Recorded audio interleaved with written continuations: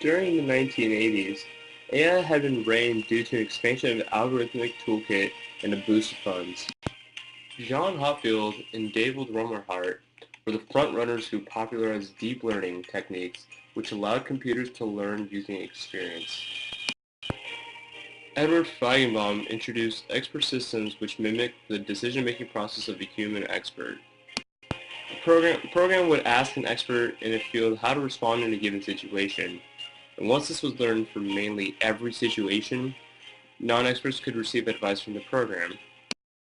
Once this came about, Japanese government heavily funded expert systems and other AI-related inventors as part of their fifth generation computer project, known as the FGCP. Between 1982 and 1990, the Japanese invested $400 million with the goals of revolutionizing computer processing, implementing logic programming, and improving artificial intelligence. Sadly, most of these goals were not met. However, ironically, in the absence of government funding and public hype, artificial intelligence thrived. During the 1990s and 2000s, many of the landmark goals of artificial intelligence were achieved.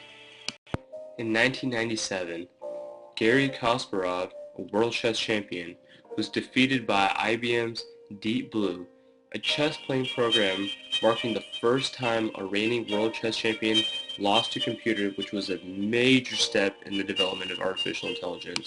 In the same year, speech recognition software developed by Dragon Systems was implemented on Windows, which is another major step in the future of artificial intelligence, but in the spoken language interpretation area.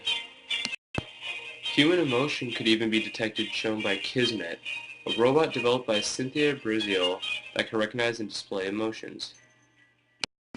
The fundamental limit of computer storage that was holding us back 30 years ago was no longer a problem, which estimates that the memory and speed of computers doubles every year, and it had finally caught up and in many cases surpassed our needs.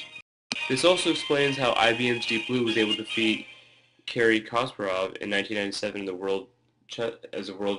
defeating him as a world chess champion. And it also explains a bit of the roller coaster of artificial intelligence research.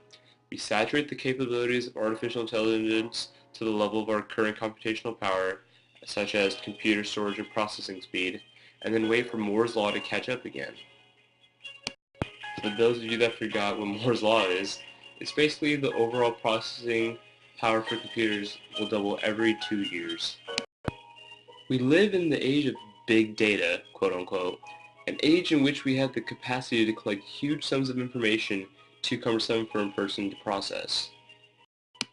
Application of artificial intelligence in this regard has been quite fruitful in several industries such as technology, banking, marketing, and even entertainment.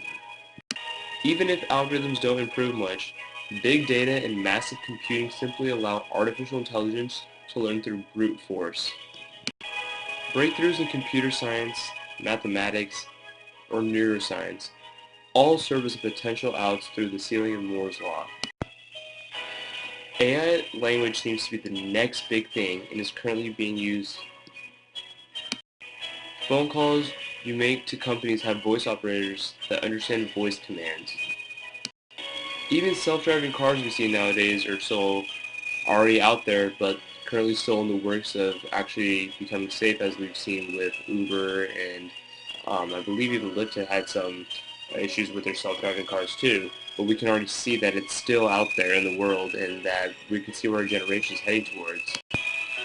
But with all that said, self-driving cars are predicted to be out in the next 20 years, and the long-term goal is general intelligence, which is going to surpass human cognitive abilities in all sorts of tasks. And with that being said, that concludes my presentation on artificial intelligence. There you go. Now you can clap. Thank you.